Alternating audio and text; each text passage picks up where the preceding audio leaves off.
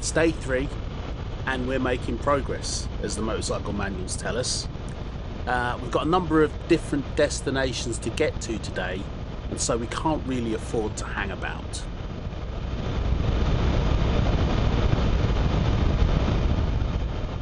From Saint-Quentin, we're on the D1029 heading northwest towards Albert. Our destination is a village called La Boiselle, which is just north of Albert. We entered from the south of the village, coming from the D929 onto the D20.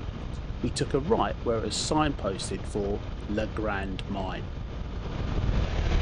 Presently, we came upon the site.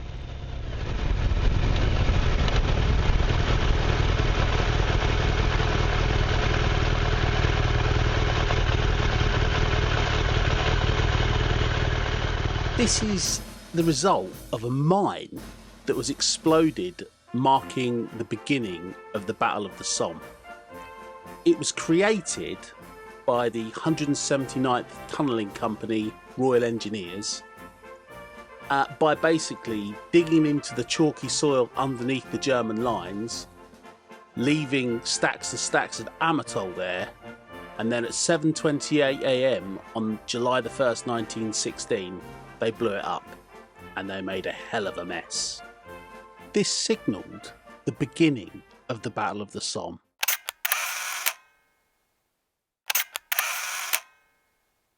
Right, well, we now have to get our skates on because we need to get over to Beaumont Hamel to have a look at the famous Sunken lane as captured by Geoffrey Mallin's film. This image immortalises the very moment at which the 1st Battalion Lancashire Fusiliers are about to make their attack on German lines, with horrific losses for the day.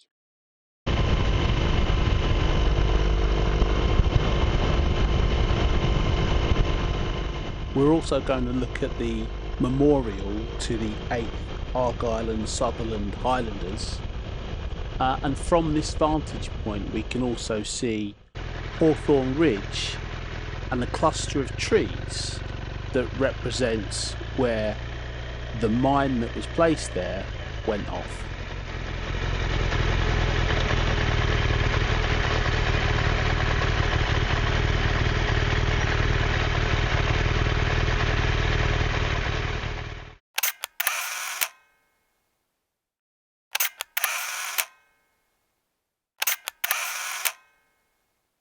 We're now heading off to Thiepval and the memorial to the missing of the Somme. On each of its Portland stone piers, it records the names of 72,337 missing British and South African servicemen who died between 1915 and 1918 with no known grave. The memorial was designed by Sir Edward Lutyens, who is also known for the design of the Cenotaph in London and India Gate, which stands as the memorial to 74,187 soldiers of the Indian Army who died between 1914 and 1921.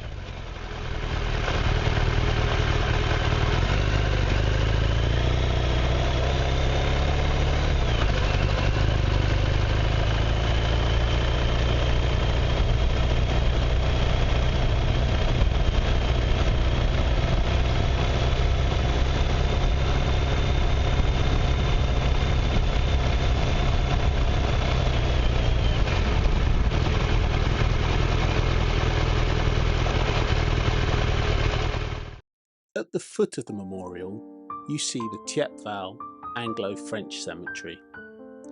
This contains unknown soldiers from both Britain, the Commonwealth and France.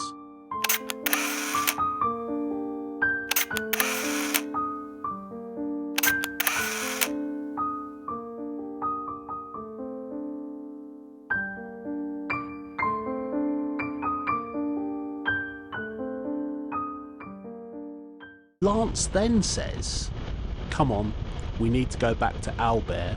I've found something really interesting on my phone last night." Instinctively sensing a sense of importance to the task, I decided to make best efforts. Of course, hooning around can only end one way. Yeah, I bloody know what you were thinking. I'm very, very sorry to disappoint you. Eventually, Lance directs us to a very innocuous looking industrial estate on the outskirts of Albert. I can't lie, disillusionment is building. And then, like a phoenix from the flames, we are presented with the Musée de l'Épopée de l'Industrie Aéronautique. I'll drop a link to the website in the description text. It's all in French, but you can translate it with Google. It's situated at number 17, Rue de l'Industrie. It has to be said, the museum contains just the most wonderful exhibits of classic French vehicles and warbirds from the 1950s through to the 70s, all presented in such a way that you don't feel restricted from really having a good look at the items on display. Having spent a good couple of hours digging through all of the exhibits, it was time to go back to the ranch and get ready for tomorrow's activities. In the next episode, we head to Mons and the Mons Memorial Museum. And after that, we come back to Saint-Quentin in order to go to the Motorbicane Museum.